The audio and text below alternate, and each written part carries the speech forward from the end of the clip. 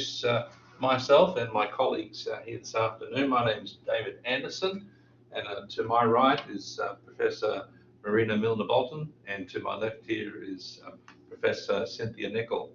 And I'll allow Cynthia and Marina just to say a quick hi. Hello. So That's that's it. But my field is science education, and Cynthia? I'm math education. And I'm science education. So welcome to this information session about the Masters of Education in Science Education online.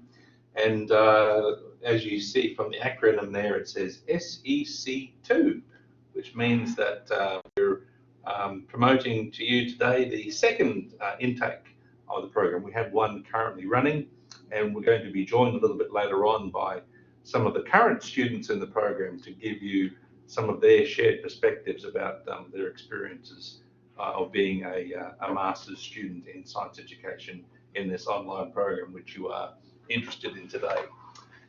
So let me begin with the second slide, if you wouldn't mind just moving forward there.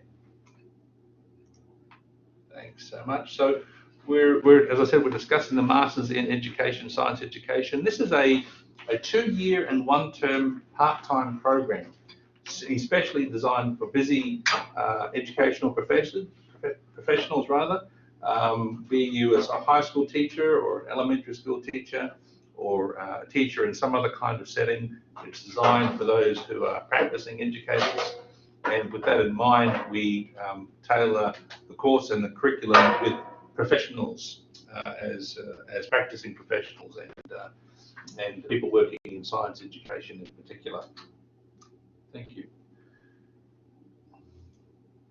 Okay, so we are located here at the University of British Columbia in Vancouver, but it really doesn't mean very much to you people online, because in the program we've got people from all over the country. In fact, we've got people in Saskatchewan and Alberta, I think, and of course Vancouver Island, Lower Mainland, everywhere. So whereas we have a very beautiful campus here, it doesn't really pertain very much to you in the online world, because people are spread out very, very far and wide across the nation.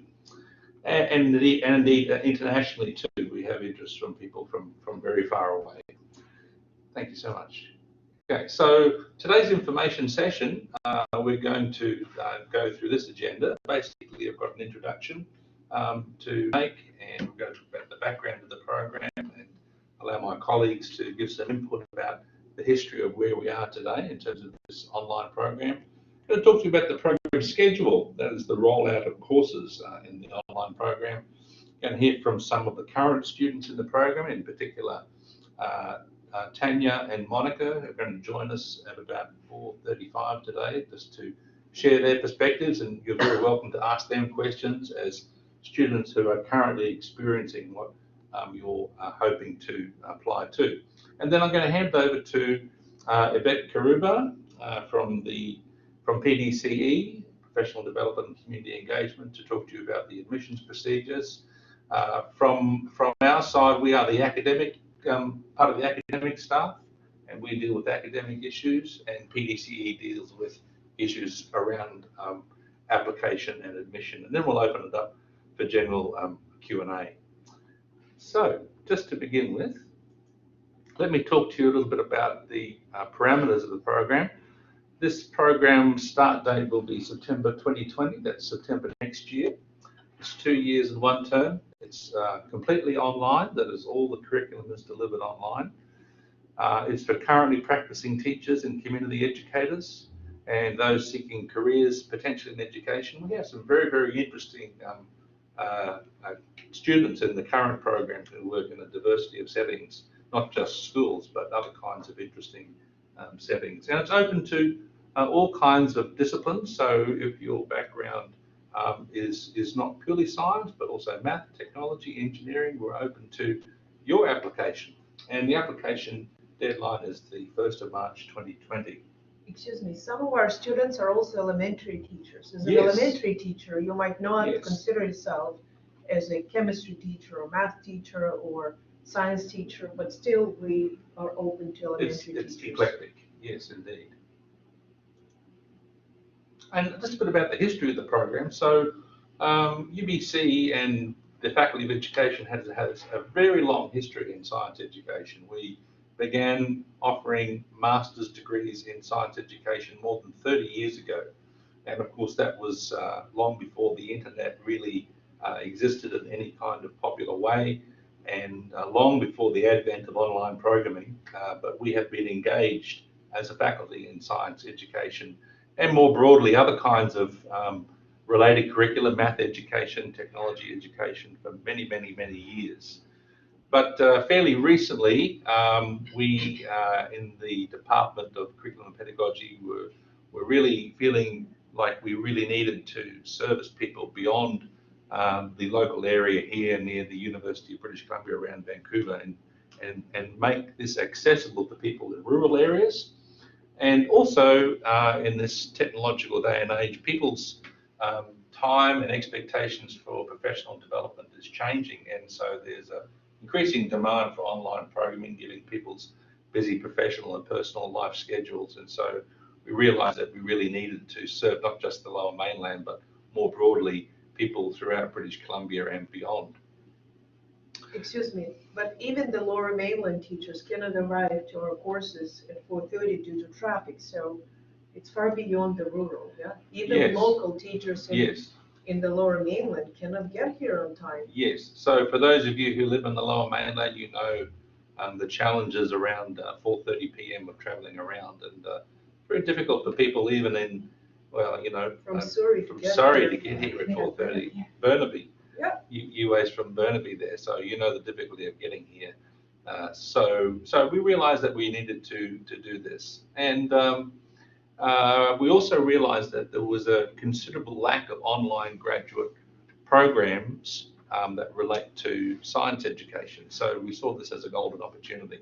So we invested a lot of energies into developing the program, and we began our first intake a little over a year ago, and it's been extremely successful, as you'll hear from the current students a little bit later on this afternoon. And we're about to embark on our second intake of the program, which begins in 2020 next year.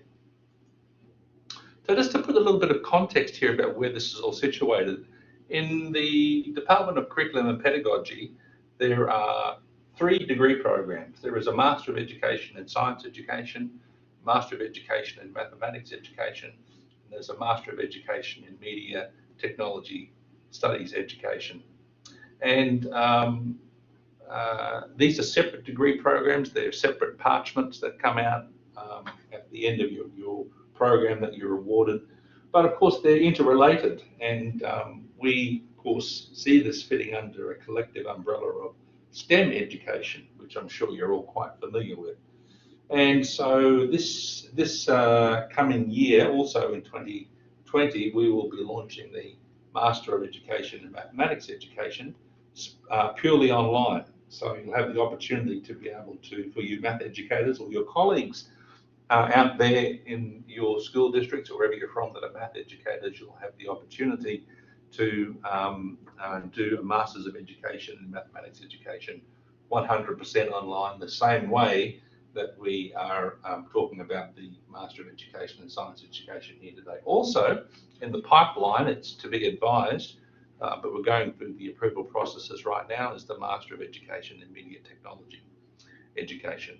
So these are all interrelated and interconnected, and it's very likely that those of you who are admitted into the science education program will have interactions with our mathematics colleagues because they're going on in parallel. Would you like to say a few words about that, Cynthia? Thank you. Yeah. We're really excited about the new program to be offered online for mathematics education, and it will be, as Marina and David have said, targeted for elementary and secondary teachers. And the theme of the program is teaching and learning mathematics with and in community. So we're looking at kind of place-based, land-based, thinking about where and how we might connect mathematics, community, and culture. And we're hoping for opportunities for, as David mentioned, the science program and the mathematics students students in each of those to be able to work on some joint assignments or have some kind of ways in which we can collaborate across cohorts, which will set up some exciting synergies and possibilities for some really innovative projects, I think. And then later on, when we have technology, and we'll be able to do even more. Spread the word. Spread the word, yes, amongst your math educator colleagues. And right now, if you go to that website that arrow is pointing to, pdce, ubc.ca, med-math, you can see the online program for math to share with your math educators. But in this session today, we're dealing with the science education program. Okay, next slide, thank you.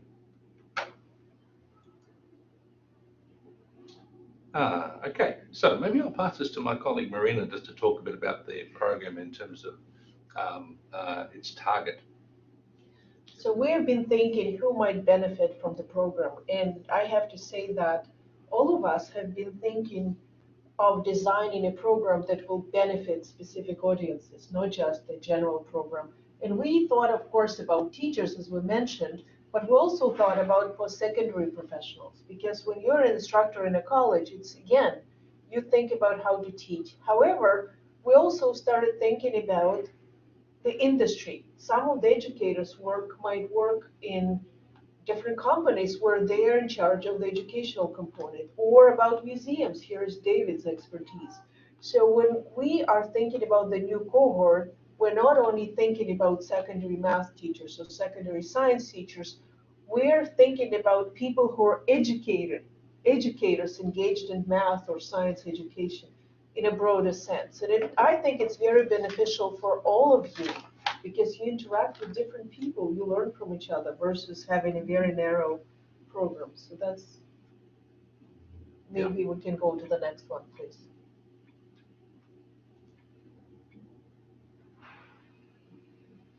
So I guess that's, to me, we already referred to that. Let's go to the next one. So you know all the slides, you'll have it, you'll be able to go and watch it slowly. Would you like me? Yeah. Okay. So when you design a new program, you have an opportunity, and I think it's a golden opportunity, to form the philosophy of the program. In some ways, those programs are not new, because we have had math and science education program for decades. However, when you think about the new medium, how you deliver it, how you design it, you have an opportunity to ask yourself, what is your philosophy? And we worked as a team, all of us, we discussed a lot, what is our philosophy? How do we want it to be designed? Why would people benefit? And we thought that the biggest link for us, for Cynthia probably, it's the community. You always think about how do you bridge the community. I always think about community, but I also think about theory and practice gap. I think we do amazing research, but then you go to the classrooms and you see it's not implemented. So how do you bridge that? David, you probably always think about museums in informal settings, yeah? So each one of us has our own passions, but we also, it influenced the philosophy of the entire program. What do we want to achieve? And I think the biggest thing that we designed it with, the biggest idea is that we need to build bridges between the research institutions like UBC and people like us, with the people who will benefit the most from what we do, and those are real practitioners in museums, in the classrooms, anywhere. So you can think of it as a bridge. So we always think of assignments, of activities that bridge theory and practice. And our goal is actually to open new opportunities for you, and you might decide later that you want to pursue opportunities in your school district. Maybe some of you will decide that you want to pursue a PhD, or to pursue further studies, write books. So we were thinking that we want to equip you with new opportunities, not equip you, but open new opportunities for you that you might not have considered before. And lastly, we also want to create a community. And right now we're working, Cynthia and I were working on the Family Math and Science Day here at UBC.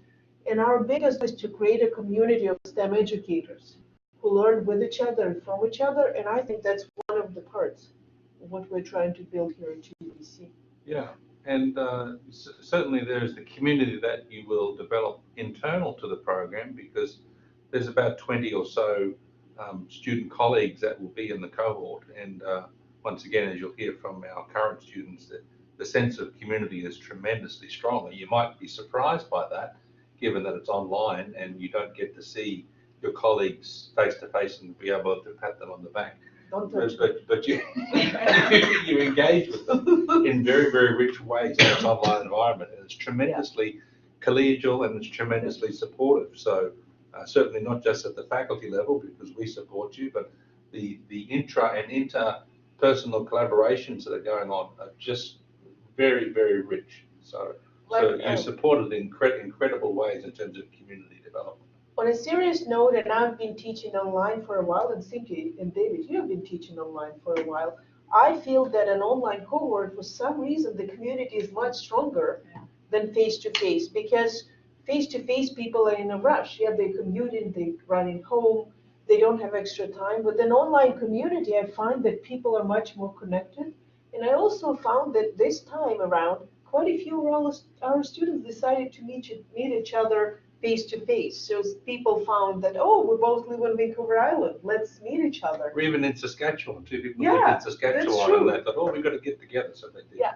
So you can actually touch each other physical as well. We have, I think the bonds in online programs are very strong. And we have very small cohorts. So that's another plus. We're not trying to have more people. We're trying to have the cohort that will be very tight and where we have the time to invest into each individual student. Yeah. So I'd just like to introduce a few of our faculty, and I'll go quite quickly through these slides. You can come back and refresh your memory of these characters. And I've also included there the URLs for their faculty profiles, so you can go and study them a little bit more. But this fellow is our department head, Dr. Samson Nashon. And he is a science educator, so we're privileged to have a science educator as the head of our department. And he brings very diverse and eclectic understandings about the cultural roots surrounding curricula and curricular development. And he's very interested in topics such as metacognition and other kinds of things sort of related to contemporary issues of constructivism. So Samson is a very valued and important colleague within our department, and indeed he may show up as part of the teaching staff this coming couple of years. And then you've got this character here, and and it's set amongst the flowers. There you go. So my area is museum education and science education, and I'm very interested in looking at collaborations between museum schools and universities. I've done lots and lots of research looking at children's learning, long-term memory, metacognition, teacher education reform. And a lot of this has been situated across the Asia Pacific. So my field of interest is in formal learning. So how do people learn inside the classroom and connect that to classroom environments? And by the way, you were a teacher as well. I was a teacher. All of us, we have teaching, real classroom teaching experience. So that's me. And I'm very interested in science education. I have been a physics and math teacher for a long time, not very long, for 8 years in K-12 international, but I also taught undergraduate science, and I've done a lot of work with informal. So I am very interested, and I've been in teacher education for the last 10 years. I'm very interested in how technology can be used in the classroom and also in teacher education.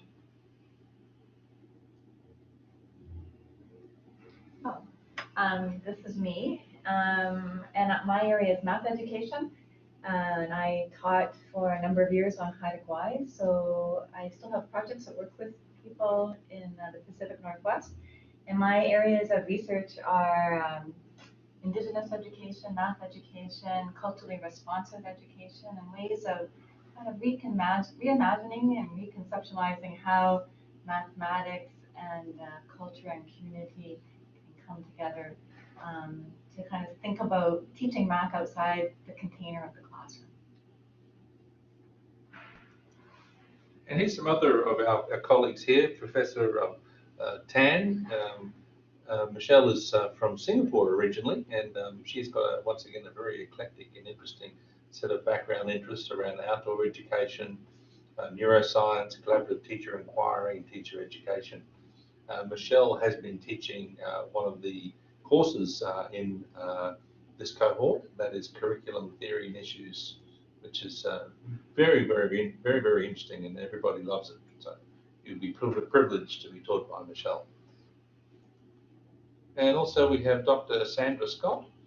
Sandra has interest in environmental education in particular, and also specialises in elementary science education. She's a naturalist and a scientist, and very passionate about all things to do with the environment, conservation, sustainability education, and those kinds. And Dr. Adler, he's a senior lecturer here in science, and he's very much interested in teacher education, particularly as it relates to elementary science methods. And Doug also is a very passionate person when it comes to issues around things like pedagogical content knowledge and pedagogical practices. And then we've got Dr. Lisa McIntosh.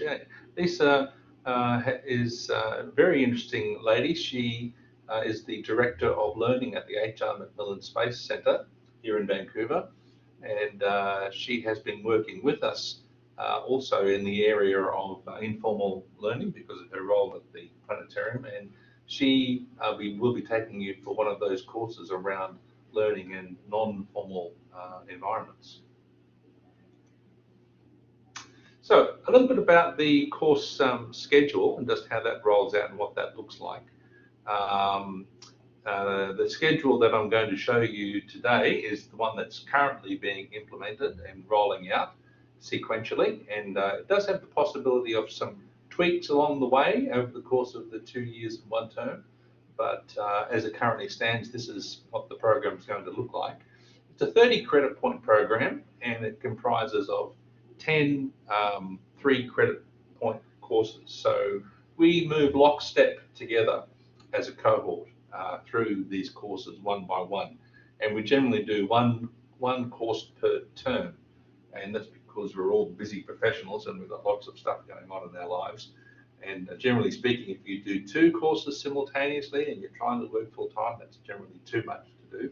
So we work together sequentially and in lockstep together, so everybody's experiencing the same core courses as we move through the entire program. There are elective disciplines, which I'll come to in a moment, which are a function of your own interest, choice, and what you would like to pursue for your own personal further development in the discipline area that you are working in, or maybe some other one. It's entirely up to you. I'll talk a bit about that more shortly. But the first one would commence in September 2020. So at UBC, basically, we have three terms. It goes Winter 1, which is currently from September through to December. And we have Winter 2, which goes January through to early April. Then we have the summer term. And the summer terms are divided into 3 separate individual terms itself. But there's basically 3 terms: Winter 1, Winter 2, and summer. So the first course, Introduction to Curriculum Theory and Issues, is taught by Dr. Tan, Michelle Tan, in Winter 1. So it'll be the first course that you do. And as I just assured you a moment ago, everybody loves this course. It really brings home to you many of the disjointed issues that may be in your minds and your current level of professional practice around theory and curriculum. Next course is one that Marina takes, and that's EDCP 544, Teaching Math and Science Through Technology. Do you want to say a bit about that? I'll say that everybody loves it. Everybody loves it. Okay. That is the truth. I cannot Everybody say that loves about it. myself. So, Yeah. but your colleagues can. Yeah. So everybody loves Marina. But I wanted to say that we've been thinking very hard about the sequence of courses. And originally we thought to give the theory courses first and then to do the practice courses. And then we consulted with the previous group, with the students and with each other, and we decided to switch. So on purpose, we put the second course, which is very much applied course, that allowed people to connect what they've learned with Michelle in the previous course, already to start building connection to practice. So we discussed how we teach today versus how we taught many years ago, because we have so many new tools. And that, I think that's the strength of our program. We are so in connection with each other. All the instructors, we know each other. We actually sign up to each other's courses, so each one of us knows what's going on in another course. So we feel how to make it one coherent and cohesive program versus a collection of courses. So I think that it was a good sequence. And after we discussed some applications of technology, we moved to the third course. Would you like? Yeah, which is research methods in science education. So one of our colleagues, which wasn't mentioned on the slides there, is Dr. Oksana Bartosh. And Oksana is one of our science educators here also. And she takes you through and demystifies all of the issues around how people conduct research investigations in science education. So how the teachers, for instance, go about practicing and investigating their own classrooms from a methodological point of view. So we try to make it very, very practical and make it situated around your personal interests and the issues that you're facing as science teachers. So the whole thing is mediated through your personal interests. So you may have some issues around how students understand practical laboratory sessions. So through that, you can formulate research questions and then make that the basis of your research methods class. So it's teaching you how to do research in the social sciences, particularly around science education. And further to that, there's a lot of readings that we engage in throughout the course, and some of them involve research studies, or many of them involve research studies. And this course is instrumental to help you understand some of the language and the ways in which those research studies have been done. So it demystifies some of the jargon and the process that is involved in social science research. But I think it also allows you not only to demystify that, but also to be able to judge if you want to trust this study or not. As you teach your audience probably that not all that appears online is true just because it has been published. Not all that that has been published in the journals, even peer-reviewed journals, is equally valid. So I think Oksana's course was instrumental in helping people, equipping teachers in how do you judge that the paper that I've read is valid and I can apply those results to my own classroom or to my own teaching. So this is exactly what we try to do in the next course that was also very successful. I taught it. Thank you, David, for telling that. Yes. And it was EDCP 559. Yeah, EDCP 559 course. But what I've done, because we all joined, talked to each other, and I knew what was happening in other courses, one of the assignments in that course was to choose a paper that is relevant to your interest, because we're all different educators. Each one of us is passionate about different issues, to find a research paper in a peer-reviewed journal and to analyze it and to consider its validity, how the research has been conducted, but also build the bridge from this paper to your own practice. So you can see how each one of our courses builds up on what happened before the course.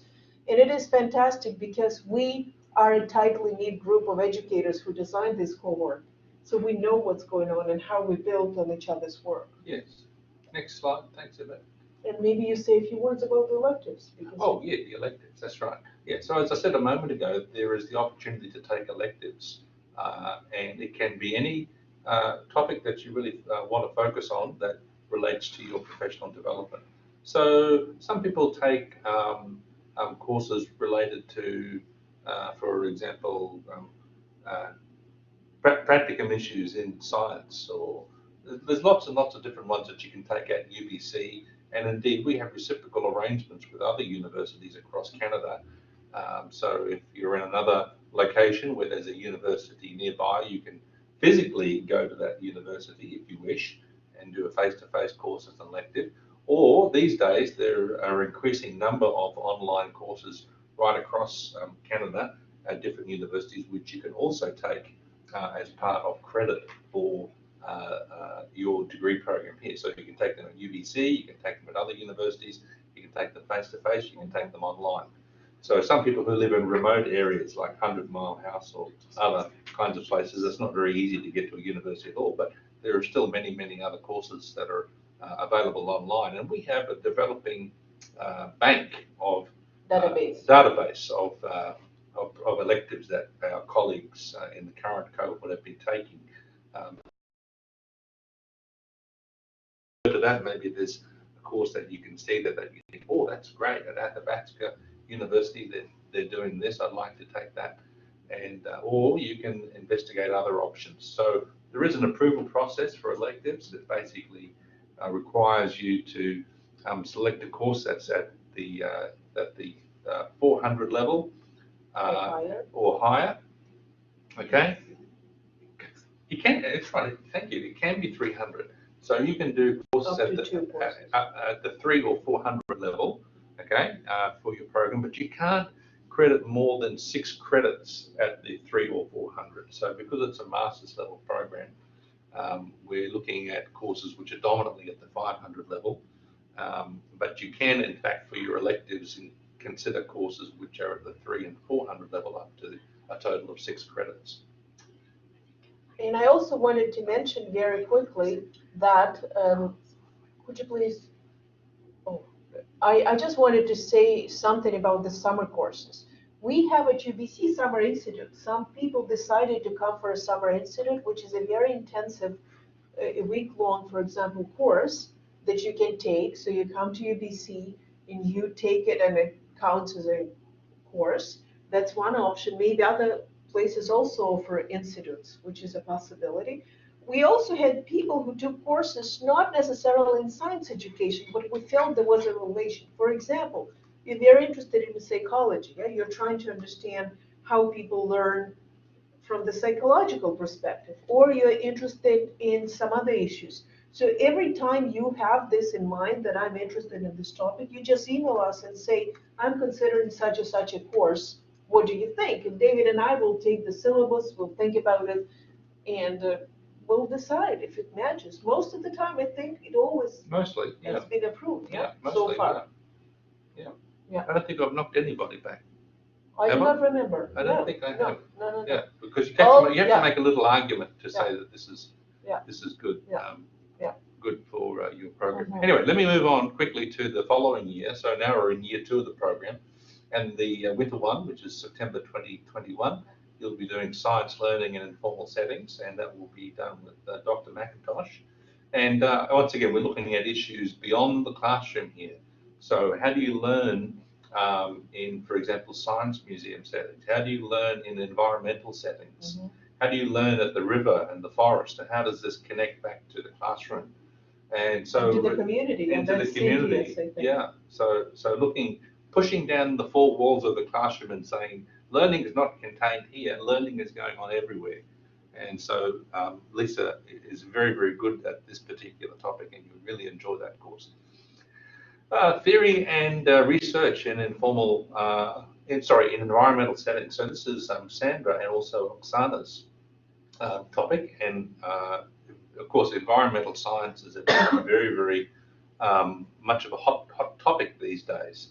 So they'll be looking at issues around both theory and the research of learning in environmental settings, and the importance of environmental education relates to science education. The third one there, issues in teaching in learning of the sciences, is going back to a theoretical based course, and we're looking once again at our own teaching practices and the practices of pedagogy, teaching and learning in the sciences in relationship to our students. But in some ways, excuse me, it's like a capstone course, because by that point you have had so much thinking done, so you can take it all together and look at everything. It's in a way a metacognitive course. Yes, that's right. And once again, you can do an elective. By the way, you can do the electives at any point during the program. So it's not restricted to summer term. You can do it in winter, summer, whenever you want. Entirely up to your schedule. You might be busier in the first year of the program and you want to defer both electives to the last year. That's entirely up to you. You just need to make up 30 credits in total. And the next slide, thanks, Yvette. Okay. And then we have a capstone project at the very end of our program here. There's been some recent changes in the TQS about whether this is mandatory. So in our program, we're assuming that people are going to pursue this. However, there is the possibility of you substituting 590 for some other kind of elective course. And what is the TQS? Teacher Qualification Service, which is Thank you. actually it's very important. Thank you. That it's important for BC because different provinces have different rules. As far as I remember, BC was the only province, seem to you might correct me, that required this course to bump teachers to the next category. But I think so far, no other province, as far as I remember, required that. So now you're not required for BC to be bumped up. To get your To get pay increase. Pay increase, that's what Yes. I meant, yes, to have this, but we still have it as one option. Yes. It's not required, it's an option. Let's go on. So at that point, I think I'm going to invite our. But I just wanted to say, Monica, I want to apologize, it's a K, Monica with a K, Oh, not a sorry. C, it's Sorry. my mistake, is it your mistake? It's David's my. mistake. I'll blame me, Totally Monica. David, Sorry. Yeah, but I'm just saying, we know how to spell it, I just forgot. Yes. Sorry. So I want to invite Monica with a K and Tanya to join us, and just as current students. And Monica and Tanya, can you turn on your mic and your video so we can see you all and say hi? The mics There's are on. Tanya. Yeah.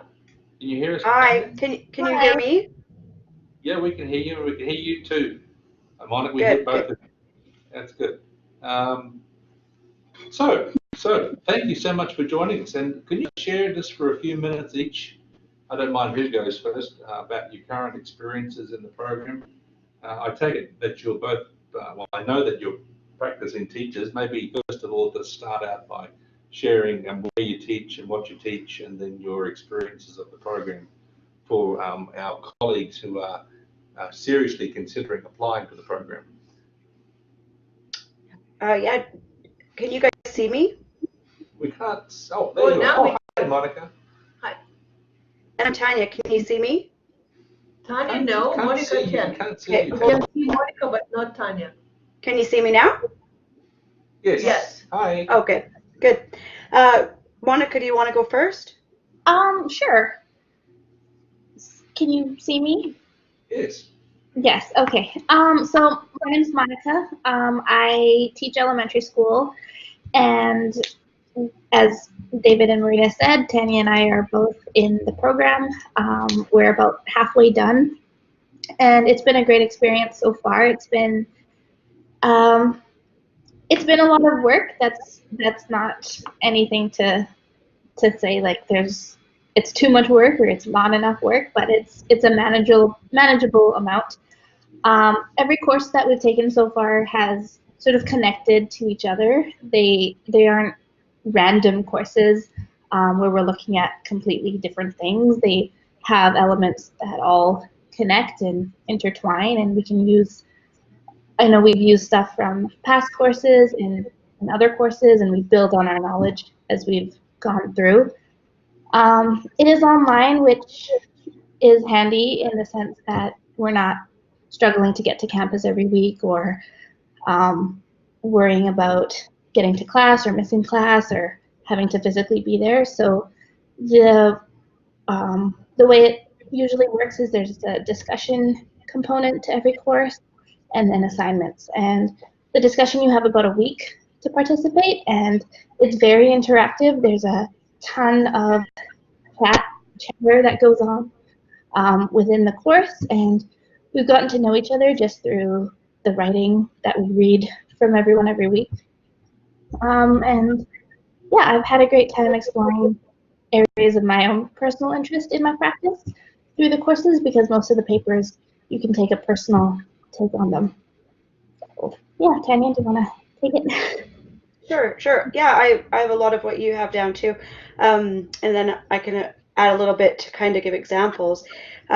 So I've been teaching high school for over the last decade, and you can see that we both have different teaching jobs, but how science is going to be important to both of us. So I'm a science teacher. I know Monica is very passionate about science and brings that to her elementary teaching. She spoke about things about the course, about it being an online course and how we've all got to know each other.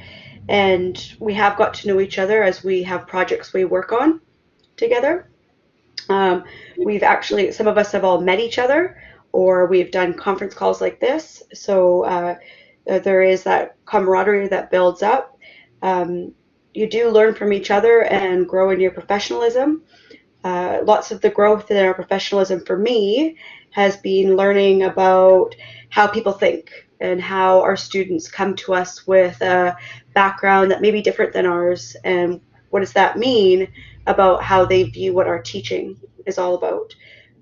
So as a science teacher, that's really important because sometimes we don't know what a student is going through. And so we've learned through a couple courses some ways to get some real-time feedback, incorporate technologies, incorporate environments that are maybe not so safe to teach in, like outside or field trips, having guest speakers come.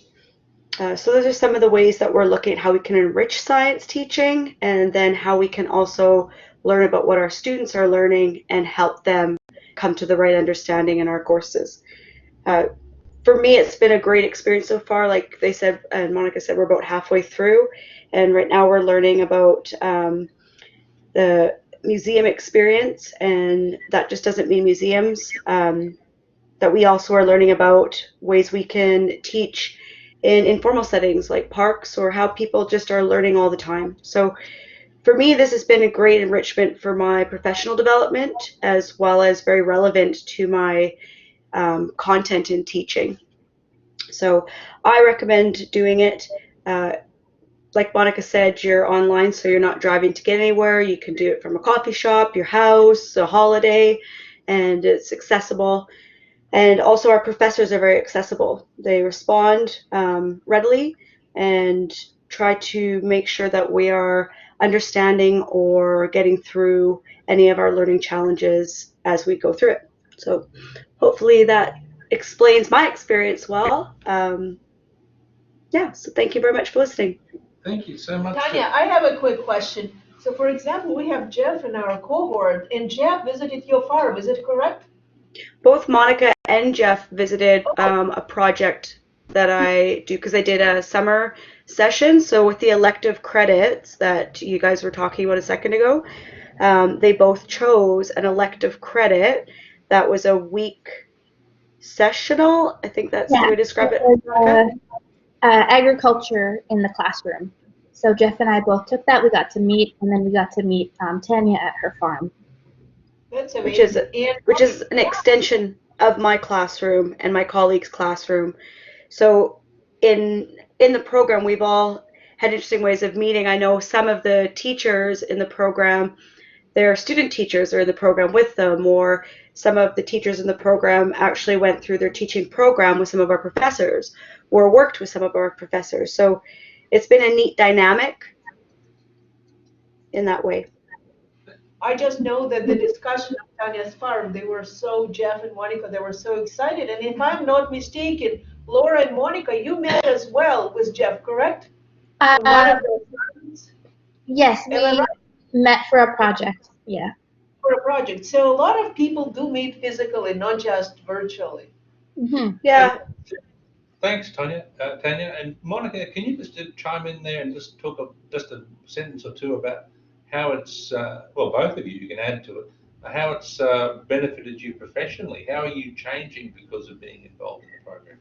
Right. So because I don't teach high school, I'm not teaching science all day, but what I have learned through the program is how to ask questions of my students in ways that are meaningful for their learning. Things like how to phrase an inquiry, or even how to design a lesson in a way that really is encouraging student learning and taking into account all the different kinds of learners that there are. Wasn't really something I was considering too strongly before this program, but read about it in pretty much every course. So that's definitely something that I've taken away from each course that we've done and put into my practice. Great. You want to add something else, Tanya? Yeah, I'd agree with Monica. I think the concept of how we moved from being, as people would put it, teacher-centered to student-centered, and what that really means about getting students discussing, talking, and expressing what they know so that you can be aware of your room and direct your learning environment in such a way that you're enhancing science concepts and proper understanding of science concepts. So it's been great that way. I think it's something that is happening very fast. We go through the course like we're halfway, and yet I don't think that the change won't continue after the master's is finished. I think it's something that's going to stick in the practice and continue to grow. Great. Thank you. And just Yeah. while we've got you both here, I'd like to open it up to general questions to you. So everybody who is online, I'd just like to invite you, if you've got a question for either Monica or Tanya while they're with us, if you'd like to ask them about their experiences or some other particular question. We'll also have opportunities for questions at the very end of the session to direct at either Marina, myself, or Cynthia. But just while we've got Tanya and Monica, it might be a good chance for anyone who's got a question. So you can either, the easiest way is to turn your microphone on and just yell out the question.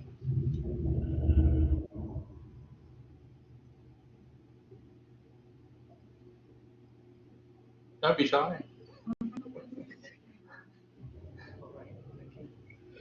But while people are deciding their questions, when I started this project, this part of my education and my professional development, I had a conversation with Marina, and I had a lot of questions, and a lot of the questions were about what the courses were about, which you've explained, what it looks like financially, what it looked like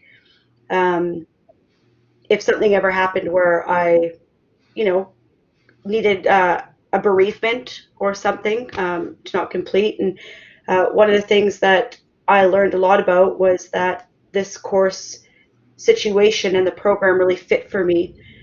And what I also learned along the way was that as a master's student, you pay differently than as an undergrad student. And that was really important because at first I didn't know that we paid by term, and I thought that we paid by course. And so our installments in the last semester, we did installment for 3 courses, which was really nice. And it took a lot of the manageability financially and the stress around that managing off of me. So I thought this is great because you can enrich your electives along your practice and not feel like you're going to be doubling that payment every time you take another course, if that makes sense. Oh, yeah. Yes, and we'll come to this in the vet's discussion about admission and the fees and so on. But what is being pointed out there is that you pay by term, and you can do any number of courses per term for the same price. At the same amount. It's the same amount. It's the But same amount also, each I time. wanted to say that as maybe Tanya and Monica remember one of our course in the summer, one of the courses I was teaching, somebody went to Rome. Did she go to Rome, or I do not remember where it was, somewhere in Italy. I think And Europe somewhere. because it was online, the person was able to participate. We had amazing pictures. We had a lot of science. But I'm just saying that a lot of limitations that you would have had if you had to be here disappear. So people take summer courses, people have life. And also if something happened, which life happens, so quite a lot of people emailed the instructors and said, I have this personal family situation. Those things happen, and we have, I hope you feel we're listening. I've had that experience where I felt that there was a lot of camaraderie between professors and students. Yeah. So there's a question from Gretchen here that's in the chat box. Do you find that the program offer a good balance of practical and theoretical components where you can apply the learning to your own classroom immediately? Oh, Good question. Oh, I think that Monica spoke to that really well, saying that a lot of the repeated content is about questioning and listening and probing formative assessment, and I think that is something that's super applicable immediately. Yeah, there's a lot of things that are applicable right away that you can take into your classroom the next day after reading a paper or contributing to a discussion. Some of it is more sort of grand ideas and theoretical, but it all ties into what you're doing in your practice, and it can all be applied right away. Great. And Dawn has a question about fees, Later. which we're going to hang on to because Yvette's going to talk about this. Are there any other questions for Tanya or Monica, just while we've still got them? But while you're waiting, I just wanted to say that you have to remember that it's a very tight cohort, and there is a lot of knowledge. I've learned so much from the students. They know so Oh, much. yeah. And the culture is to share. So we, for example, had a Google Doc, yeah, where we shared resources for teaching science. So it's not just that the instructors will bring all the knowledge and say, do this, but every time I've learned probably more than the students did from all the people, I think that's a very good, from the papers, from very good the, comment, yeah. people are very free to help each other. And sometimes people would say, I'm struggling with this, and other people will say, oh, I've done this. So it's a very, I would say, very positive relationships between people. Very positive, yeah. Yeah, you, as probably, I'll say something, and Tanya and Monica, if you could just comment. So, although the professors that take the courses are quite knowledgeable, it's not professor-centered. It's very much a collective of learners or a community of learners, right? Yes, like in our discussions, the professors are commenting rarely compared to how much everyone else is talking, how much we're just talking to each other and sharing our own ideas. So it's not professor-centered very much. Yeah, I agree that it's a cohort. Sorry, I'm also losing track of the comment because I just saw something from Gretchen and I was going to respond to something earlier. What was your question again, David? Oh, the fact that it's a community of learners as opposed to a professor-centered teaching pedagogy. It's another lecture style course. Yeah, it is actually. Matter of fact, since the TQS changes happened, a lot of us have been discussing how are we going to now celebrate our ending if we have a different end. So the feeling of a cohort is definitely there, and a community. And I know a lot of people, even outside the Lower Mainland, have made their way towards each other. We have a few people in Saskatchewan, which that's kind of harder to drive for a project. But I would definitely say that people have connected and there's a communal learning. Yeah. Well, we hope you come to the STEM 2020 conference, and then we'll buy you a beer. Yeah. Yeah. Well, actually, we're learning about the importance of having social drinking nights in museums to keep them alive and keep people coming. But can I? I saw a small post about it. I wanted to mention, Gretchen is asking another good question about math education. And in our courses, I actually had a few people who were math teachers who joined the course. And we do discuss mathematics education as well, because a lot of our teachers are teaching mathematics and science, especially in smaller schools. But I think we do, especially my course, Math and Science Teaching Through Technology, is very much focused on both. But I think if you're focused on math education, then I would say Cynthia's cohort might be even better. Yeah, but with the opportunity for both cohorts to have some interactions, I you know, agree. I think Yeah. we can learn from each other. Yeah. So as you said, many science teachers also teach math, and math teachers looking for interesting contexts in which to explore math. Yeah. So I think that would be good opportunities for. And in some ways, Cynthia, what is your first degree? Wasn't it physics, or am I wrong? So Cynthia had a physics degree, I have a physics degree, but then you focused on math, David focused on I have a science. physics degree. Oh, we all have a Yeah. physics. I didn't know that. I didn't Oh, know that. no, I didn't know that. That's true. I knew that. I forgot. But I'm just saying that it's very artificial. Very often we talk about both. Yeah. Yeah. We talk about student difficulties, and they very much intertwine between math and science. Yes. So I think it's a very good question, and I think it's related. Yes. Great. Well, I'm conscious of the time and the need to move on to issues around admission. And thank you to And Tanya and I'd just Monica. like to say thanks to Tanya and Monica. Thank you. Thank you so much for coming. Thank Everybody you. give a smiley face or a thumbs up. Yeah. Yeah, that would Thank be you. good. Enjoy your But- beer. I guess Yeah. that's what we Done should that. teach them. Yeah, Be thanks. nice. Thank you so much, guys. Bye-bye. Thank Okay, you. Bye-bye. Yeah. Oh, Yes, thanks. oh, yes, that's Thanks, space. thanks. Yeah. That's good. Okay, so I'm going to pass to Yvette now, and Yvette's going to walk us through the issues around admission and other issues around getting into the program. Thanks, Yvette. Hi, everyone. I'm going to cover the admission requirements as well as do an application overview, cover the tuition and the student fees, as well as have question and answer at the end. Gretchen is asking a question, which cohort is that again? The MEd in math education, Gretchen, or the one in science? I teach both physics and math, like you said. Yes. Could you send me So the name of the other cohort you mentioned? It's in the slides earlier back, Gretchen, if you just care to review back. So we have two cohorts. If you have any questions, you can email us, but it's going to be on the previous slides, yeah? Yep. I'm going to move forward now with the admissions and the application requirements.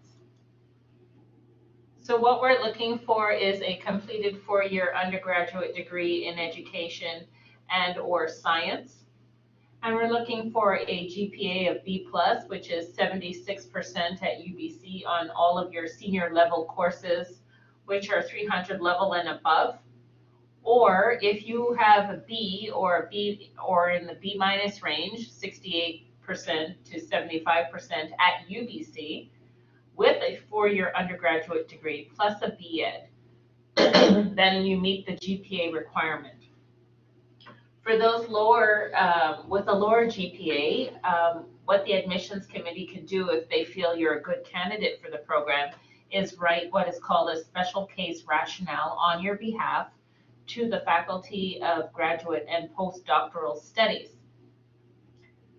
If you do not meet the 76% or the other condition, please don't worry about it. It's not an uncommon thing. The admissions committee will review your whole application, and I will get to the other pieces of documents that we need shortly. We also ask you to order 2 official sealed transcripts from all post-secondary institutions that you have attended, with the exception of UBC, because I have access to UBC records. And the reason why we say 2 sealed transcripts is because the first one you're going to open up and upload to your application, front and back, because the back has the grading key that I need to calculate your GPA. And the other one should remain sealed. So if you do get admitted to the program, then the second sealed transcript will go to the Faculty of Graduate and Postdoctoral Studies. If you've participated in any exchange programs, then we'd also need to see transcripts from those institutions. As well, we need to see that you have graduated on your transcript. I know that some people in the past have submitted transcripts and it doesn't state that they've graduated, so please check that it says that. Excuse me, quick question. If people are from UBC Okanagan, do they need to send email, No. mail? No, we No. have access to both. Yes, So UBCO, you don't need anything, it's like UBC. that's right. So this is the back of the transcript typically for many Canadian institutions. It has a grading scale or key on the back, and there's values associated with the letter grades, and that's what I use to calculate your GPA. So please provide that in a single file when you upload your transcripts to your application. So front and back in a single file as a PDF.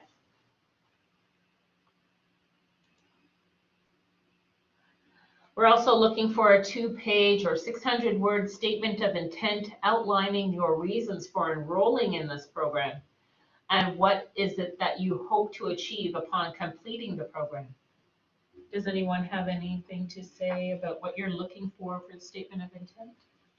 Okay, you go first. Yeah, so the statement of intent is basically to help the review committee determine whether you're a serious applicant or not.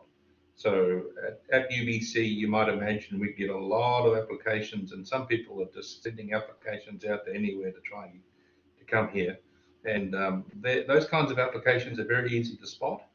But what we're after is people who are dedicated professionals and people who are seriously interested in furthering their own professional development and their own personal practice as educators in the field of science education. So just in 600 words, you've got to express that, why you want to come to the program, how it's going to benefit you, see this as being the right program for you. And something else on statement Yeah, of I intent? wanted to say that it's not only how you will benefit, but how you can contribute to the cohort. Because we are such a small cohort, we get to know each other. Having people who don't fit is problematic for all of us. So it's very important for us to find people who are very interested in specifically in science education. If you submit your statement of intent and we feel it would be better for you to go to math education cohort as an example, we'll talk to Cynthia and say, look, it looks like this person will benefit more from a cohort or vice versa. It's very important for us not only to make sure that you deserve to be in a master's program, that you're capable, that you belong to this particular program. So we Yes. take it very seriously. Yes. And the second one is the resume or the CV. And it's very important for me to point out to you that academic CVs are not the same as job application CVs. So job application CVs are typically no more than 2 pages, whereas academic CVs can be any length. And so on this point, we really like to encourage you to elaborate your professional experience. So if you volunteered in the educational capacity, put that down. If you have articles that you've written for a newspaper, for instance, put that down. If you've conducted workshops, put that down. Conferences, If you volunteered outside of the classroom, maybe you volunteered at Scouts or some other kind of community group, put that down. So your profession as an educator and your contribution to educational practice is what needs to come out very, very clearly. And we have to see that you have a teaching experience because this is not a program for people who have never taught in the classroom. We want to have people with at least 2 years of teaching experience. We look at it in a broad sense. You can be in a museum, yeah, you can be in a community, but we want to see at least 2 years of teaching experience, of educational experience, I Yes. should say. Yes. Like tutoring? Tutoring. Yes, a lot of people have done that as well, yes.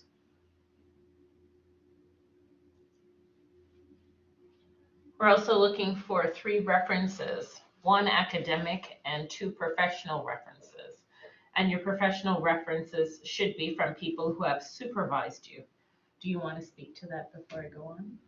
Yeah, some people who have studied many years ago and they feel that, look, I cannot find an academic reference because the professors that I worked with, maybe I cannot find them or so if you have these specific cases, you can email us and ask. But it's important for us to have some reference that can attest to your ability to participate in an academic program. Yes, that can speak to your capacity for undertaking graduate work at UBC. That's the criteria. So what we're looking for in the references is, can this person handle doing a master's program here at UBC? Do they have the aptitude, capacities, fortitude to be able to do this? So for the references, when you enter them on your application, we have a system called e-reference. So the application will ask you for their information, and then when you submit your application and e-reference goes out to the referee, they can either use the form provided or upload their own letter. If they because typically we do not accept Hotmail or Gmail or Yahoo email addresses from referees. The system will not accept them. So if that is the case, and that you say you have a referee that is an academic that has retired from a university or a college, they can mail a reference letter in. But they must sign the seal on the flap of the envelope for it to be valid. So we do receive mailed-in references in cases where they do not or cannot use the e-reference system for whatever reason. But we do not accept any emailed references or fax references. And I just strongly recommend you to talk to the referee and to ask if they have time. Sometimes you find the reference that you can feel either the person didn't have time or the person didn't feel comfortable giving a positive reference. So ask people, do you have the time? Because otherwise it can be a disservice to you. And what you said about the positive reference is important. So do you have the time to write a positive reference? Or you can, sometimes if people don't feel that they can write a positive reference for you, they can say, I don't have the time. So in a way, it's uncomfortable saying, please write me a glowing reference, yeah? But the person has to have a way out. Otherwise, sometimes they say yes, and the reference is not strong, so we start doubting, like, can this person do it?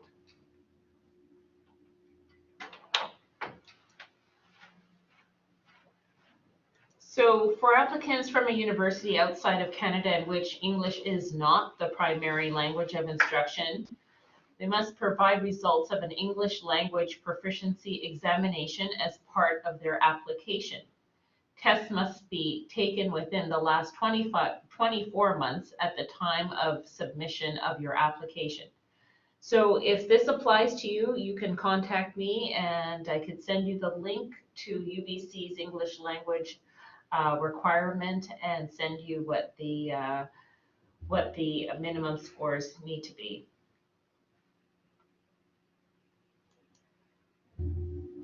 There's also on your application form, we're asking you to fill out an acknowledgement of part-time study status form because this program is part-time and some people get confused and think it's full-time. Students in this program or going to be in this program are considered as part-time students, which means that there are certain things that you are not eligible for, such as scholarships, grants, funding from the university. In the application, please download the form, fill it out, sign it, upload it, and we'd appreciate that. It's something that the Faculty of Graduate and Postdoctoral Studies requires from each applicant now.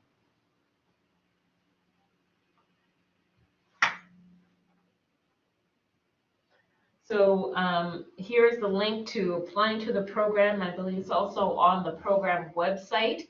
When you do your program search, you could either type in Master of Education in Science Education - professional cohort or SCE2. And the reason why we say professional cohort is because there is also an on-campus program through the EDCP department, which is the Department of Curriculum and Pedagogy. So in order to differentiate them, we have to add professional cohort. So be mindful of choosing the right program. As well, you're looking at a September start. Have a UBC student ID, please use that ID. In that way, your application will be populated with any courses that you have taken at the university. Otherwise, the system will, if you create a new ID, the system will not populate any UBC records in your application. And then it becomes problematic in terms of trying to get those records. And again, we ask that you upload all of your supporting documents to the application.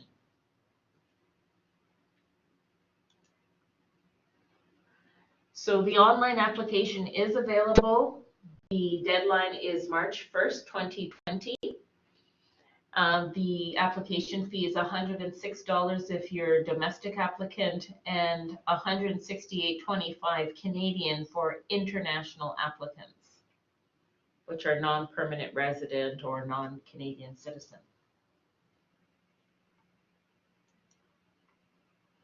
So the tuition fees, the domestic tuition fee installment currently is $21.63 Canadian plus student fees. So someone was asking about the student fee part. For this term, the winter term 1, right now is $745. And these student fees are approved by the UBC Board of Governors. It's not something that that you can not pay. There are a couple of student fees that you can opt out of with certain conditions, and I will cover that momentarily. In terms of the program tuition cost at this time, it's $15,141 plus student fees. And I will cover that the student fees vary from term to term, so I'll get to that part. The international tuition fee installment is currently $2,205 and change Canadian plus student fees. And the international program tuition cost currently is $1,537 and change Canadian plus student fees. And this is payable in seven minimum installments. So there are 7 terms to this program. The summer term is considered 1 term, so there's 3 terms per year.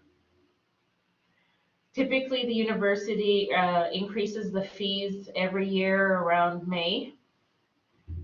And fees are due in September, January, and May.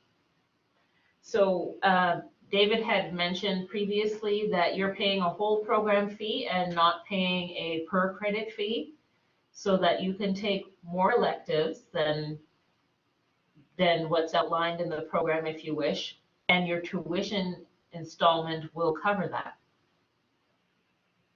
Yes, and it also, your tuition installment also covers courses that you may take at a university for which we have a reciprocal agreement. So if you did a course at Athabasca or UBC or University of Toronto or University of Saskatchewan or Simon Fraser University, you don't pay fees to those universities because it's covered within our reciprocal agreement, reciprocal agreements that we have. So all courses you do outside of the university that are approved, it's covered within your tuition. And just to clarify that issue about the total credits, it's a total of 30 credits over 7 terms, but as Vivek just reinforced then, you might decide, well, The minimum. I want to do 36 credits, and it's still the same cost, providing you do it within the 7 terms. If for some reason you had to take another term to complete your program, the 8th term, for instance, you would need to pay another installment of $2,000 some. But I don't think anybody in the cohort is heading in that direction at all. Nobody's heading that direction. But that's the financial ramifications of extending your program. It means that if you extend your program without an approved leave, like a maternity leave or some other leave like that, and you do an additional term, that means you have to pay an additional installment. And also, this question has come up. What if I finish my 30 credits early? If I do it in 6 terms, is it cheaper? And the answer, unfortunately, is no, because it's the cost of the degree, not the number of courses that you do or how quickly you complete it. So, for instance, we've got a situation where someone's hoping to get out early and finish their course, their entire 30 credits this coming summer. Well, yes, you can do that, and you can even apply to graduate early, but it doesn't reduce the overall cost of the degree. But it increases your salary. But it increases your salary quicker. Just one thing to add in terms of tuition.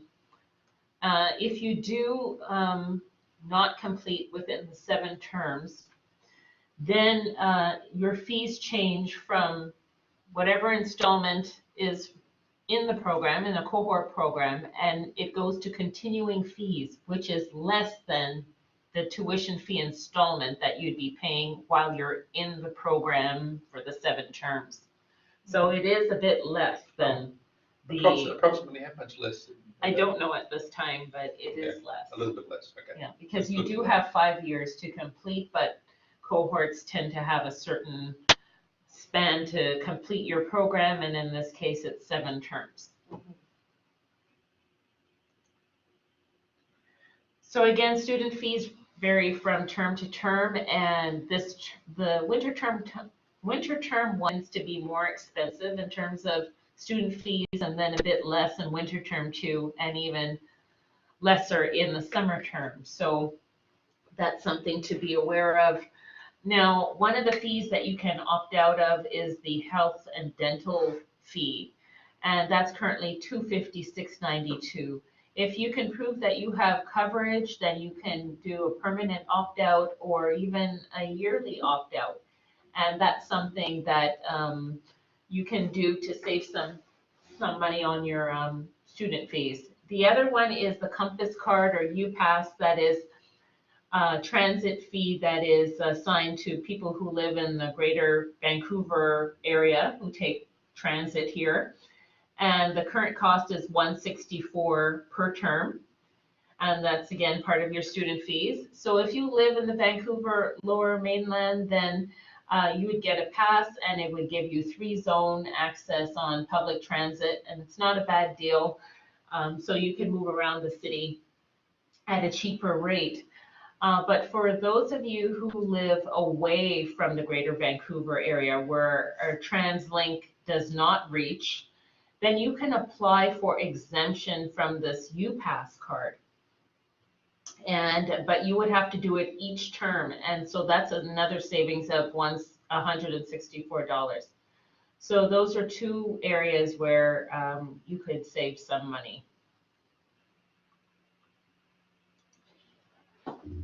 Teacher education certificates, that's again in the greater Vancouver area. This is directed to teachers in Vancouver Lower Mainland who have taken UBC students in their classrooms as student teachers. So these certificates have different amounts assigned to them as well as expiry dates. And it's a good way to save on your tuition. You may want to ask your colleagues if they're using any, if they have any teacher education certificates, and if not, if you can use them. And if you want more information, I suggest that you contact the teacher education office.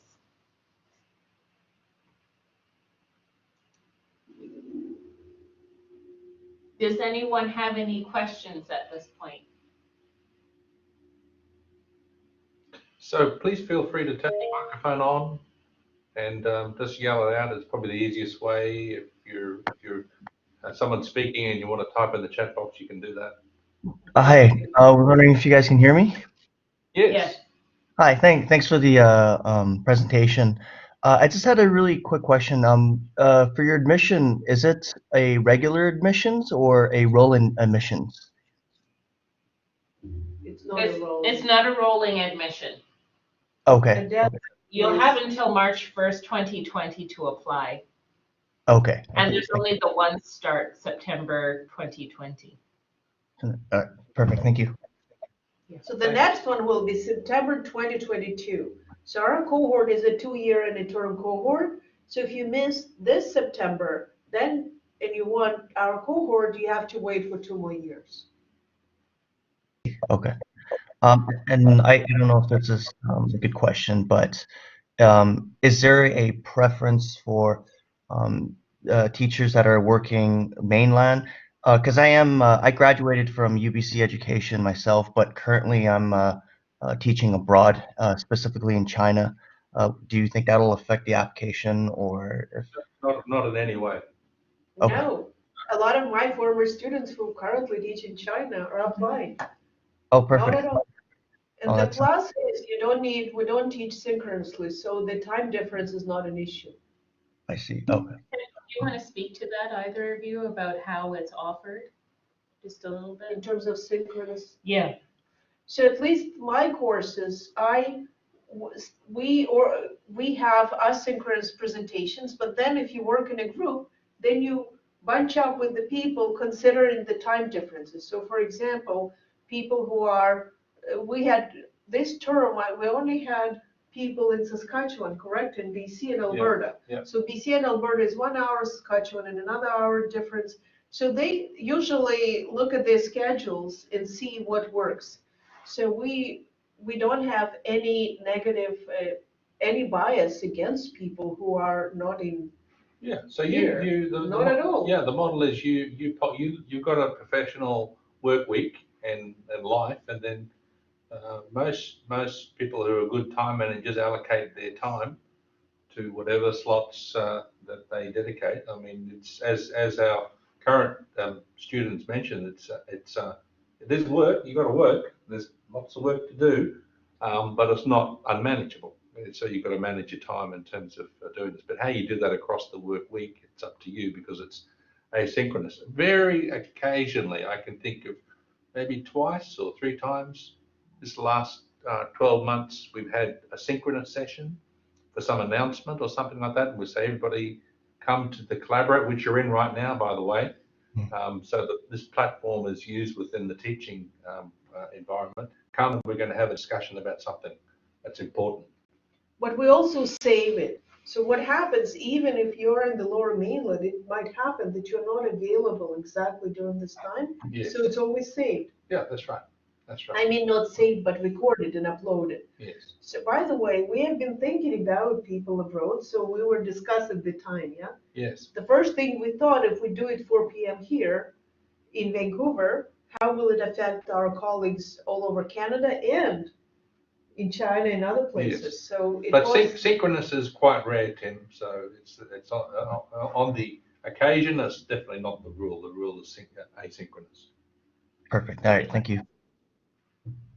And Caitlin says, how many people apply and how many people get in? It's an excellent question, Caitlin. And we were so delighted the first time we offered this, which was a year ago, 2 years ago.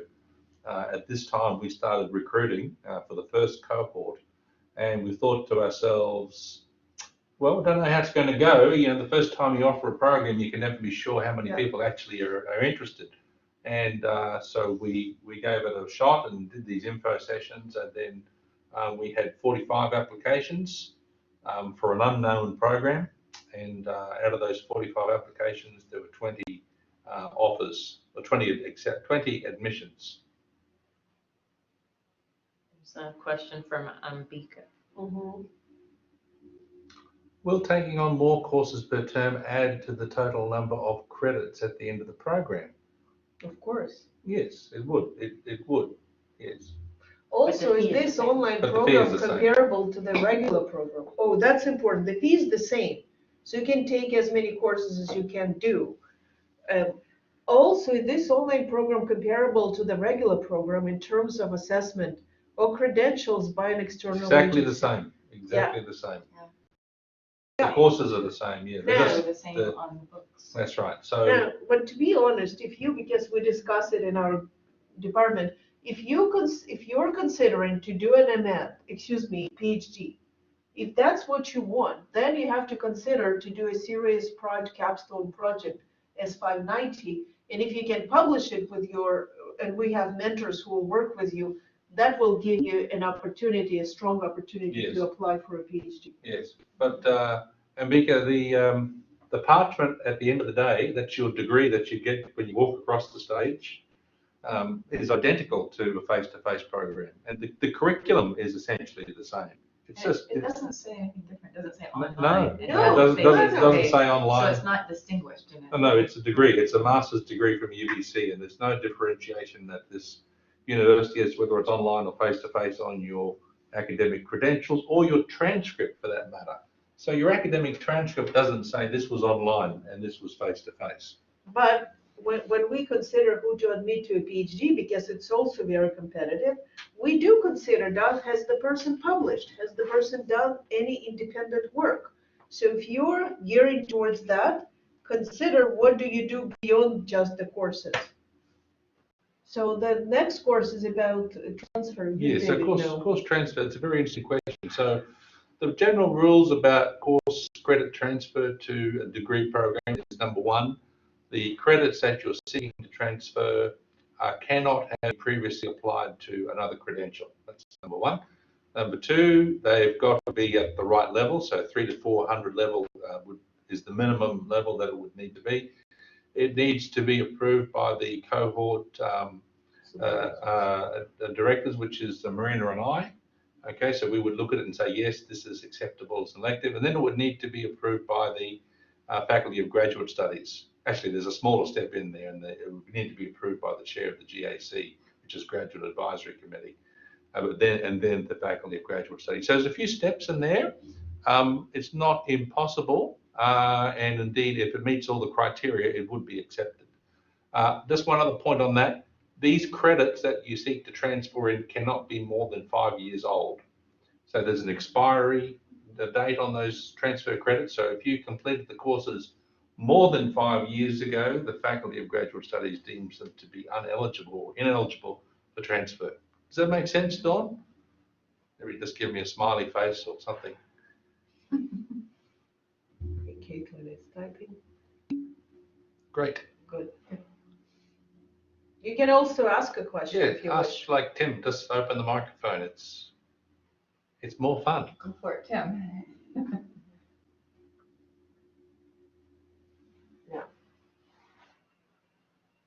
Or maybe we need to lower the hand for Tim. Tim, Yvette, could you lower the hand for Tim, and then maybe other people? I think he had it like that last time when he spoke. Yeah, Ah. I'll leave it alone. The admissions recommend contacting an advisor before applying. Oh, yeah, that's a standard thing. Yep. We don't do that for this cohort. That's true when you're applying for an MA degree or other degrees, then because it's not a cohort degree. Here, you're a cohort, and automatically the people who will be your mentors, yeah, for the cohort, are we called cohort, what, advisors? But I do not think you need to apply. Is it correct, Dave? No. Yeah. No. It's, And Caitlin's asking about a thesis here. Do I have to have a well-developed plan for a thesis? There's not a thesis component in this program per se. So unless they want 500. So you can do 590, which is a 3-credit one, which is a graduating paper. Most graduating papers they can be a lot of different things. It can be a small research project, which we would encourage you to do if you wanted to go on and do PhD. It can be the development of a curriculum plan. It can be a synthesis of literature. There's lots of things can constitute a 590, but we don't have a research thesis per se beyond the 590. Okay, if you wanted to pursue a thesis-based master's, then we have the MA program, Masters of Arts program, which is not online, it's face-to-face. Maybe just to add to that is that might clarify is that you don't necessarily have to have a developed plan about what you want to do in your 600-word letter of intent. Oh, yes. So I don't know if that's what you're referring to, Caitlin, but in that letter of intent, you could write about what's kind of moving you to want to, or prompting you to think about doing an MEd, and that might include a question that you have, but it doesn't need to be well formulated. I mean, like a research question, and this is how I want to go about it. It might just be a question that's lingering with you, and you'd like to think about it and pursue it a bit further with this graduate coursework. Does that answer your question, Caitlin? Maybe a smiley face if it's good, or jump in if we haven't answered it. Great, okay. Dawn's asking about alternatives to 590. If you did not choose to pursue that, we'd encourage you to pursue it, but if you chose not to, you can make any number of electives that relate to your professional development in science education or math education. You could take some math courses if you wanted to, math education courses. There's lots of different electives you can take. But they have to be at the 500. You would have to obey the rule, which says that you cannot have more than 6 credits at the 300 and 400 level in your program. Okay, so if you'd already taken 6 credits at the 300 and 400 level for your other 2 electives, your 3rd elective must be at the 500 level. We also have an independent study option, 580. Some people here they find a professor that they really felt very inspired by, and they email the professor and say, I would like to take an independent study with you. And it's a possibility as well. Or maybe a small group of people. Yeah, yeah, exactly. So there are lots of opportunities. For example, we're having a STEM conference this summer, which I would encourage you to check, STEM 2020 at UBC. And some of our students will be doing a project related to the conference. So we have a lot of flexibility there.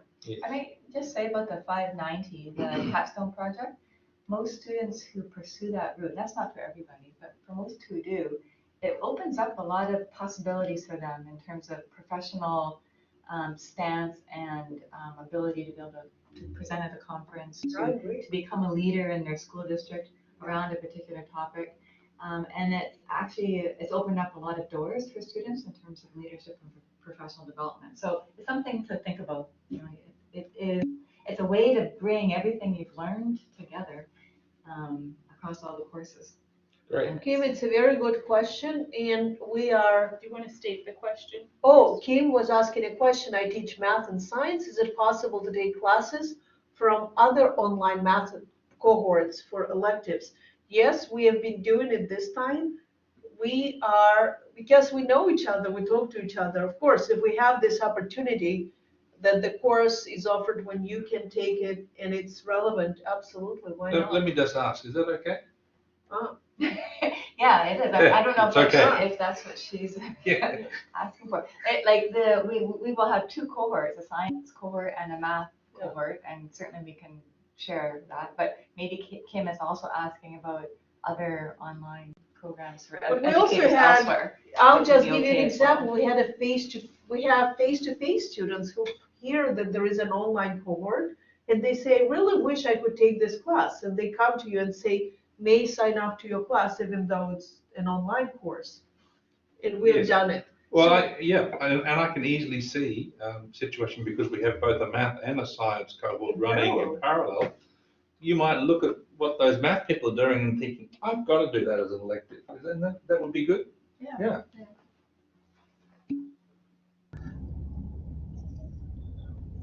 I'm not sure what Kim, I was wondering about the UBC programs.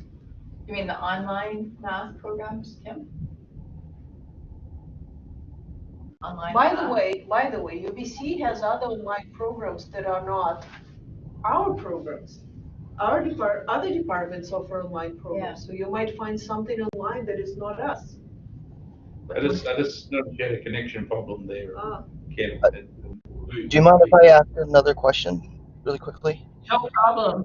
Yeah, I was wondering, maybe I got misunderstood something. For your letters of reference, for the professional ones, would it be okay if if my professional colleagues used or supervisor used the school email to mail you guys, or would they have to write a physical letter and I send it in signed as well? School email is perfect. That's not an sorry, it's not an .edu email, but it's a school website. We don't have EGU email. No, that's fine, fine. Ken. No problem. Perfect. Okay, perfect. Just in terms of who that referee is, you may have mentioned this about when I stepped out of the room, but they shouldn't be your best friend there. Yeah, not your colleagues. Oh no, like the academic principal. That's what I'm It needs to be someone hierarchically above you. Principal, vice principal, administrator, Head of the department, it can be. head of the department. Okay. Uh, Maybe you can handle that one about. Yeah, on biggest questions, I do not know.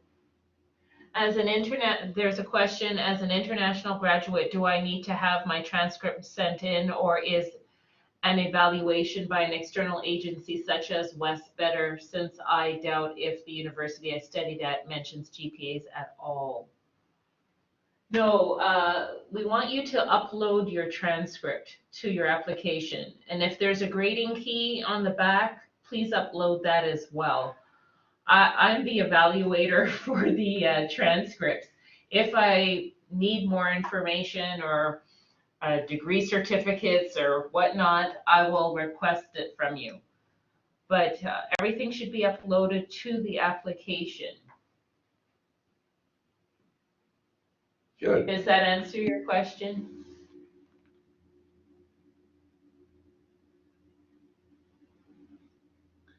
So, So yeah, good. the next question, a question from Don says, I have been teaching for 9 years, so I'm wondering about the academic reference since obtaining it may be difficult. Typically, what I say to applicants is to contact or look at the directory at the institution that you've attended, contact the professor if they're still there, remind them of who you are and when you've taken their courses, and maybe any special assignments or assignments that stood out that you did in that class or the course, and then go from there. But most of the time, professors are in universities for long periods of time, so chances are that your instructors are still there, but it's just that you would have to remind them of when you attended their course, and again, any special assignments or I don't know But what again, else. if those things come up, we'll problem solve, yeah, we'll see. Yeah. Yeah. I certainly appreciate your question, Dawn, because if I were to receive an email notification from a student I taught 9 years ago, I'd have to really think hard who this person was, and unless they really stood out, it'd be very hard for me to construct a reference that could speak to their capacities as I would remember them 9 years ago. So, and correct me if I'm wrong, Yvette, so professional references, is it possible to have 3 professional references? Well, graduate studies is looking for an academic reference because they want to see your academic ability, your potential to do a graduate program. So that's why it's critical that we see, or that you have an academic reference. But maybe you have done some professional development that was beyond, because Yes. the other thing is this, I get a lot of those emails, and I tell people, excuse me, could you please send me your photo? I'm the person, when I see the photo and the context, I say, oh yeah, I remember you have done this and that. But if they just email me the name, sometimes it's really hard for me to figure out the context. So you can even send the photo and say what you've been doing, something special, I volunteered with you, or I helped with this. It just helps a person to situate who you are. Yeah. But once again, it gets back to talking about your capacity. So, you redid the science curriculum, whatever, at your school, okay? And then your head of department or the principal knows all about this. That's speaking to academic capacity. So, does that help, Dawn?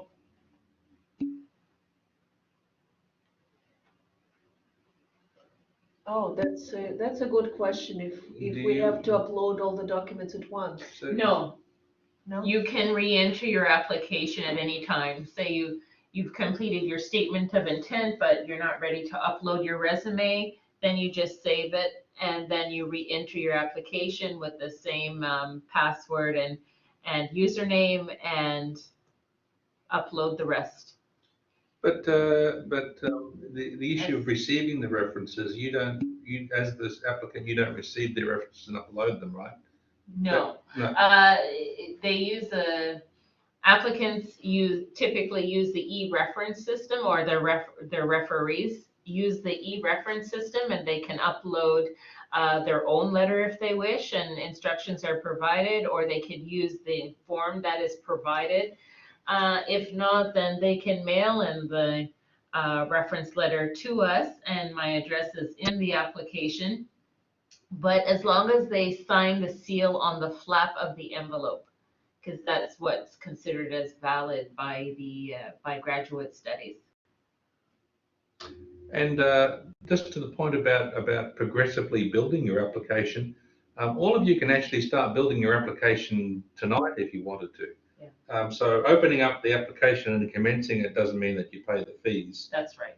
You can start building and keep on building up until March the 1st next year, and then when you press the button, then you pay. So it doesn't hurt to start filling it out now.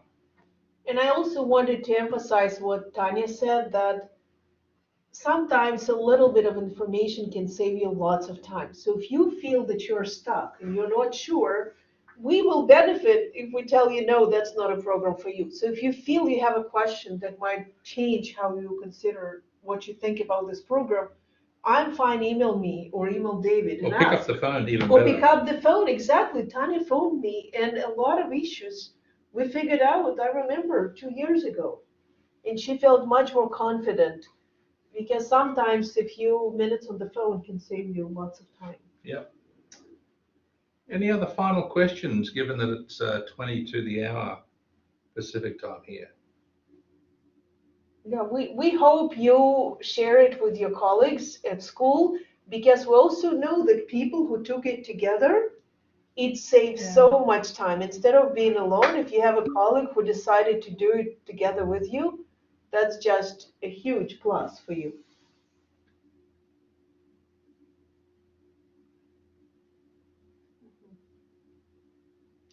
If you've been teaching that long and you've been out of academia that long, it's going to be very hard for you to get those academic references, I would think. So lean to people who can speak to your capacities for graduate study. But I think for a person who became a department head, who has been mentoring, that is a huge plus. So then please ask your supervisors, Principals, maybe the principal or vice principal. Previous principals. Yeah. Or Yeah. superintendent. Or Superintendent. even a superintendent, exactly, because Or if you If want. you had like publications or Yeah. presentations, I Yeah, think that kind of yeah. speaks to your capacity to complete a Yeah. graduate program. Yeah. Academic. Mhm.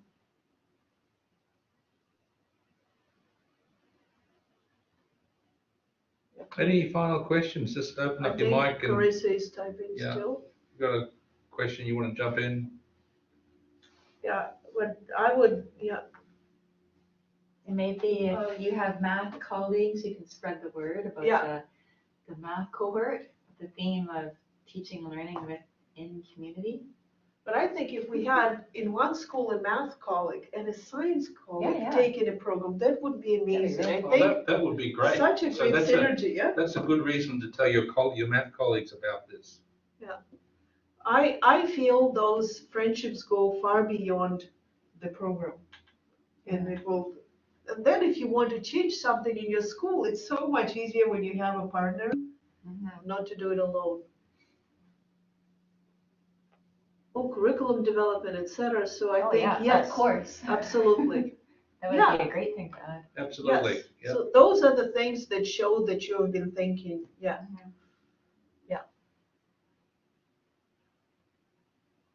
Yeah, please help us spread the word, because we don't need more applicants, we need good applicants.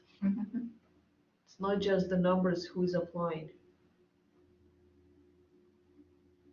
Yes, please do. Yes. Reach out to us. And then the Yes. slides are going to be available. Yes. This whole session's going to be uploaded in the next few days, so you can tell your colleagues who've missed this that they can watch it. And I actually think if you have a question and you would like to reach to the students who are right now in the program, we can ask if they will allow us to give maybe the email to you. If you want to ask them face to face, so we don't know what they say, they might be beneficial as well. No, having been away from the university for 15 years wouldn't be excluded at all. No. It's no, because Oh, that's a it will be, bonus. yeah. I'd love people in Yeah. the program who have that It's kind of great, experience. exactly. Yeah. You must apply. Yeah. Yes, you must apply. All right, so final questions just before we wrap up today's session. Now one fewer worry for you, Carissa. You don't need to worry about this. Yeah, We wish you all the best. That's great. Okay. Well, thank you so much. You've got our contact details there. Academic questions to Marina and I. And issues about admission, the program, application, costs, tuition, those kinds of things, transcripts. Yvette is the person you need to contact. So thank you once again, everybody. Please do spread the word out there amongst your colleagues. We're very much looking forward to receiving your applications and hopefully seeing some of you here today in the program starting September. And in math, we And go in both. math. Yeah, And so in spread the word for math, please. Yeah, UA is typing. Oh, yeah, wonderful. And Great. it's okay. Good night. So thank you so much, everybody. Bye-bye. All the best to Bye. everybody. Bye-bye. Have a great night or day. Bye-bye. Bye. Bye.